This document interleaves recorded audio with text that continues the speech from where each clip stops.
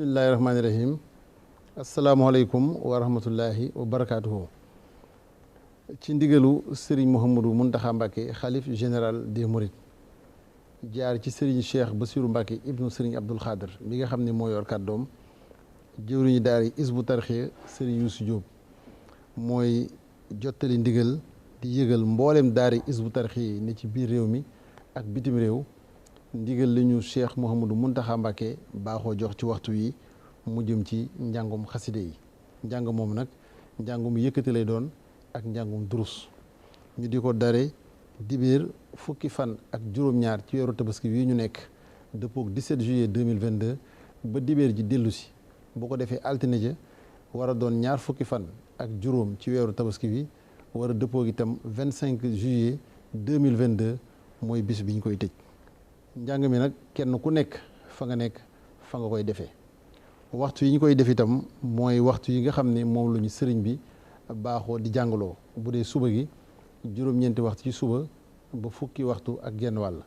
muy 9h ba 10h30 bu dee guddi gi itam juróom-ñeenti waxtu ci guddi ba fukki waxtu ak genn wàll ci guddi muy di dalee ci 21h ba 22h30 muy xamle itam ne njàngum xaside mi dëgg la sunu ndigal la nun waa daara Hizbut Tarqiyyah suñu digganteeg Cheikh Mouhamadou Mountakha Mbacké waaye nag dañ ko mës di ànd ak bokki taalibe bi yëpp rawatina ñi nga xam ne ñu ci ràññeeku lañu muy ahlu xasida loolee nag ci njiital sëriñ Hamzatu Mbacké mi nga xam ne suñu sëriñ la di suñu kilifa moom Cheikh Souhaïbou Mbacké mi nga xam ne ñoom naka jekk dañ ko def muy seen liggéey saxal ko sëriñ Youssou itam dellu di fàttali ne ndigal li ni ko sëriñ bi sàkkoo mooy kenn ku ci nekk defe ko fa nga xam ne fa nga nekk ñu di ko dale dibéer fukki fan ak juróom-ñaar ci weer wi ñu nekk mu dëppook 17 juillet 2022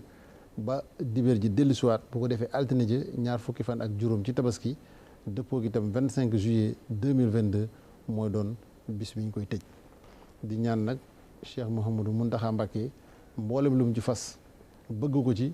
yéene ko ci bëggal nu ko ñun dongo yi ak bokki jullit yëpp suñu borom defal ko ci lu kawe njortam ci barkeb xaside yi wasalaamualeykum wa rahmatullahi wa barakaatuhu.